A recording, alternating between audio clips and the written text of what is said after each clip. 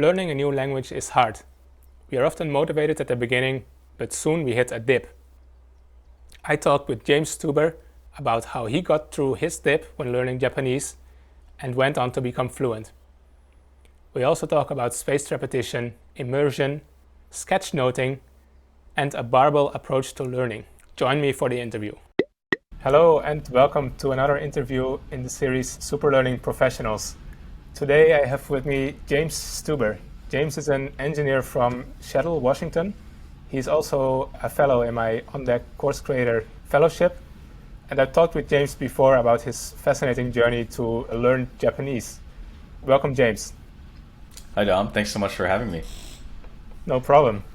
So, James, tell me a bit more about your background. Where do you work? What are your main activities?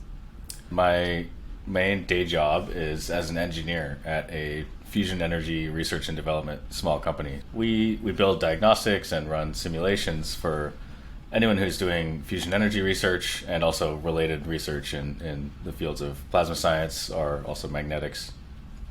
That's my day job, but on the side, I really enjoy the act of learning things, of maintaining knowledge. So there's this field of personal knowledge management that I'm really into. And actually right now I'm a mentor for this class called Building a Second Brain, which is all about personal knowledge management. And do you see in your professional life as well that knowledge management is important? And was that one of the reasons that you got into this, or were there different reasons?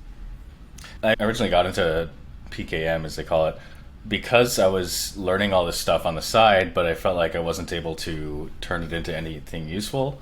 And I found myself constantly having to, go back to websites and kind of relearn things that I had already learned. So in that sense, I started learning about PKM and realizing that, hey, I can store this knowledge somewhere where I can access it easier later. And it's much more efficient than relying on Google or whatever. But that did eventually move into applying it to work, because at work we have multiple projects, and keeping them all straight and keeping the information you need all in order can be like juggling a lot of balls or something. Right. It can be kind of crazy. And what I found was that by applying some PKM materials to my work life, it was much easier to switch between projects while working. The context switching was reduced. It's still there, of course, but it's much easier to just pull up my notebook full of all the information on this one project and get to work there instead of having to constantly context switch. So that's been really helpful at work. So what have been some practical PKM practices that have helped you professionally?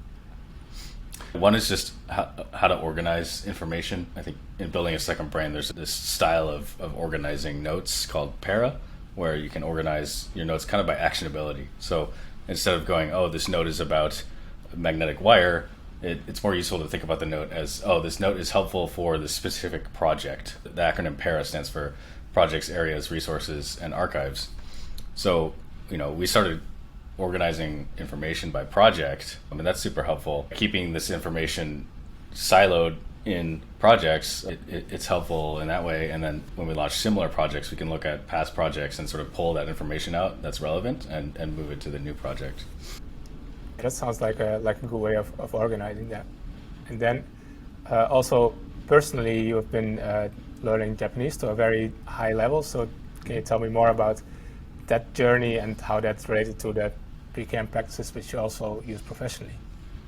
Yeah, so I took Japanese in high school, and my teacher was amazing and I learned a lot, but the pace of foreign language learning in America, at least, is too slow to really be able to get into having, real deep conversations with other people. So when I graduated high school, I really wanted to continue learning Japanese. It was something I wanted to take to a high level. And that brought me to a lot of brand new learning techniques that I had never encountered before. Some of them are spaced repetition was a key cornerstone to my being able to remember all this stuff. Languages require thousands and thousands of vocabulary words, and Japanese in particular uses Chinese letters, which means that there's at least 2,000 characters you have to remember how to read and recognize and learn how to pronounce. So there's just all this information that we hadn't had the time to learn in school. And I realized that I needed a different path. So I started looking at all these online forums about people learning Japanese and learning in all these different styles.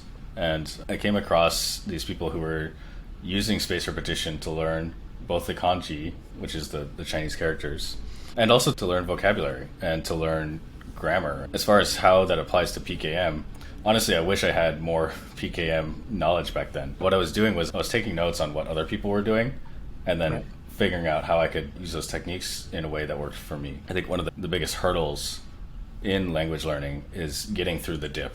There's this period at the beginning where you're learning a whole lot and it's super fun and easy, and then you get to a point where you've got all the basic grammar down and maybe the top 100, 200, 300 words. And after that, it's just this huge long slog of studying vocabulary, studying obscure grammar, continuing to practice your listening and speaking skills. And that dip is where it's really important to have a solid plan in place that you can trust, so that you're not just wasting your time. So how did you get that plan in place to get through the dip? Did you get help from community, from others, or did you design that by yourself? So it was a combination of both, really. There were a lot of people online who were studying these things and trying different techniques for learning. There's a couple in particular. One is this website called antimoon.com. Their approach is all about learning English, which is weird. Why would I look at people who are learning English? But their approach was unique in that instead of atomizing information to single vocabulary words, they were more about learning via sentences, right? So instead of learning the word cat, you would learn the whole sentence, the cat is on the desk. This helps reinforce the grammar while you're also learning the vocabulary.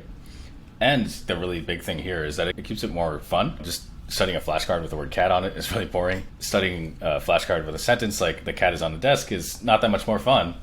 But another big aspect of their learning system is going really deep on immersion. So listening to a lot of the target language, so in my case, Japanese, and not just listening to textbook Japanese, but listening to TV shows and movies and pulling information from books. So I'd actually take the Japanese translation of Harry Potter, and because I knew the story already, and I'm not the biggest Harry Potter fan, but at least it's a fun book, I would pull sentences and words and audio from that series, and in that way it made the learning process much more fun during this huge long dip. And another factor was my college had a language learning exchange program where you could hang out with foreign exchange students, and half the time speak in English and half the time you'd speak in Japanese, and it was sort of this free way to practice the language, and both parties benefited, and I actually made a lot of friends that way. That was another way to keep it fun. Yeah, it sounds like good practice. To become really fluent, have you found it helpful to just listen and immerse yourself? Or was it more the speaking practice that helped you get there? I believe you need both. The immersion and the constant listening to a lot of the target language is, in my opinion, one of the reasons why my accent is not as strong as a lot of people who may study in more traditional techniques. I don't have a perfect accent, but it's not as stereotypically bad as a foreign accent might be. But I do believe that the speaking part of it was instrumental to actually being able to speak, because you can listen as much as you want, but you'll always understand more than you can output consistently. If you forget a word, you might be able to understand it if you heard it, but my personal Japanese speech, I'm constantly forgetting words and having to explain my way around them, right? Yeah, there's a difference between the ability to recognize a word versus being able to actively recall and use it. So I've been learning Chinese for quite a while, so nice. I'm also learning the characters. I memorize them in a very visual way, come up with a visual story for every character. I was wondering if you have done anything similar in Japanese? Yeah, in school, when you learn the characters, you learn them by frequency. Like, this is a really common character, so we'll learn it, and we'll learn it by rote. It's like this character is pronounced like Shin, and this character, you draw it like this. Yeah. When I got out of high school, I knew I wanted to learn all of them. And I had found this book by James Stuber called Remembering the Kanji. Right, yeah, I know that one. Yeah, and he uses a lot of these techniques with the visualizing. So the characters are made up of these little parts that are kind of rearranged. So he has you assign like visual characters or actions to each of these little primitives.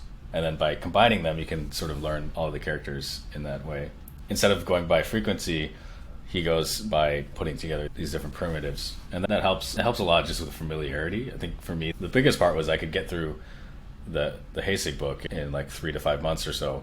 And then suddenly, instead of the whole world looking like these incomprehensible characters, suddenly it was like, oh, I kind of recognize that one, or that one I think means this. And it makes the whole process much less intimidating.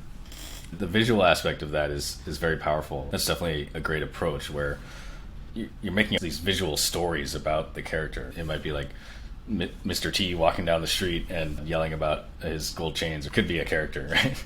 Yeah. These kind of stories that you come up with stick much better and are also a lot more fun to do. Yeah, definitely. Have you applied this style of visual learning also in other areas of your life? Do you think it could be applied at all? I think it definitely could be applied. And that's an interesting question because I haven't done anything like systematically where I'm applying this type of visualization to what I'm learning. Language is unique in that there's so many things you need to memorize to get through it. But I would imagine in other fields where there's maybe a lot of techniques or a lot of terminology that you need to memorize, that this kind of technique would be super helpful. I'm trying to think of an example where I have done it specifically. I think one thing I've been doing, not necessarily just to memorize, but to understand a concept more, is to take a concept and write it out in words, but then also to sketch out a visualization of the idea itself. That to me helps lock in the idea. Yeah, it's very helpful to make just a diagram or a sketch. Mm-hmm. Yeah, have you heard of sketchnoting? A technique for taking notes during a lecture or during a class, where instead of just writing things down, you're also sketching the ideas in sort of conceptual visual imagery. I'm not super good at it, and I'm not a good drawer, but I find that doing that keeps me more engaged and makes my notes more useful for me, at least. Yeah, I think that definitely works. So you mentioned before you looked up lots of forums, resources, and I can imagine people starting out to learn a language get overwhelmed by all the material that's out there. So what's your process for choosing what to learn and maybe what not to learn? I'm kind of unique in that I love finding these obscure niche forums and just going way into the rabbit hole and learning everything I can about it. And I quickly discovered that not everyone is like that. And I'm not like that for other topics I don't care as much about. So in terms of pulling out the important information, one thing to do is a lot of these like internet forums or subreddits that are very dedicated to certain topics will usually have some sort of FAQ or introductory thing or a wiki or something set up where they have resources for people who are just starting or people who are just getting into the field. So it's really important to kind of seek those things out first and find them. Another useful technique is to hang out in these forums for a little bit and kind of get the lay of the land and see there's these guys who've been around for years and there's these guys who are kind of new and asking kind of like newbie questions. And then once you sort of get an idea for who knows what, you can message people and be like, hey, I see you've been learning Japanese for a long time. Do you mind chatting with me about how you did it? Or do you mind sharing with me some resources about how you did it? And most people who are spending their free time on these forums are more than happy to chat with you. It's like this untapped wealth of knowledge that most people don't try because they're scared that someone will say no. And people will say no, of course, but most of them, honestly, will be super excited to have someone who wants to listen to them. Definitely reach out to people who seem authoritative enough in that field. That's a very good tip. So you were also a mentor for Being a Second Brain, and maybe also in your job you have people you're working with who struggle with learning or want to know about learning better. So how do you inspire those people around you to use PKM methods, use effective learning techniques? It's one thing to go up to someone and say, hey, I found this really cool thing about how to organize your folders. And I think to 99% of the population, that's like, okay, good job, like nice for you. I think the way to inspire other people to want to learn more or want to tackle these PKM ideas is to just live it, to demonstrate it. If you can show people that, like, oh, hey, James is always the one who managed to pull up that information. Or, hey, ever since James started setting up our slide deck in this way, suddenly it's much easier to get the job done. And it's a similar thing for learning as well. I try to sort of exude my joy and wonder of learning on public spaces like YouTube or Twitter or even in class like an ODCC. Showing people how exciting and wonderful learning is a great way to inspire people to do that as well. I think learning it's sort of tarnished by school. Everyone associates the school and the hard work and the grades and the mean teachers with learning. But learning doesn't have to be about school. It can be about the stuff that you love and you're really interested in. And that to me is beautiful. Yeah, I think you touched a very important point there, that the way education is set up actually diminishes the children's natural learning drive. I don't know if you have any ideas about what we could do to improve that. Ideas about keeping that love of learning alive in children. I'm not an education expert or anything like that, but I really do think that allowing children to be where they're at and to follow their interests, I think is a much better way to educate than to force them to be on a certain path. For example, I was lucky enough that I managed to function well enough in school without too much effort. So I would do things in class, in my high school physics class. I would sit there and program games on my graphing calculator. To me, that was way more interesting than whatever was going on in class. And because I was able to get good grades, the teachers let me do that. But I think a lot of teachers would be like, hey, stop playing around with your calculator, pay attention to class. And that would have made my life much more boring. And also I wouldn't have learned some of these basics about programming on my calculator. I really do think that loosening curriculums, removing a lot of testing where it's like, oh, you got to meet these standardized tests, and just allowing children to have the space to play and explore the things they really want to learn. Especially with the way technology is moving, I don't think that a lot of the things we teach our children right now are going to be super important in the future. Yeah. When I was growing up, it was always, oh, like you need to pull references for your essays from real books and from real publicated articles, and you're not allowed to use Wikipedia at all. And the thing is, Wikipedia is an amazing starting point to find resources. The way information was handled was very old school. And that's only going to accelerate as we keep going on and as more forms of information show up. Students would learn more if they were just like put in a room with an internet connection and some mentors to help guide them if they had questions about certain things. That would be much better. I don't know like how that works at scale with all the children we need to educate, but allowing more play and pursuing what the kid is interested in can be so much more educational than forcing them to learn like algebra or something when they don't want to. Yeah, it sounds like the teacher should be like a facilitator rather than a lecturer, two-way traffic rather than just the teacher pumping stuff into the children. Obviously, there's scale challenges there and all sorts of challenges, but I really do think that facilitation model is so much more powerful than the lecture model.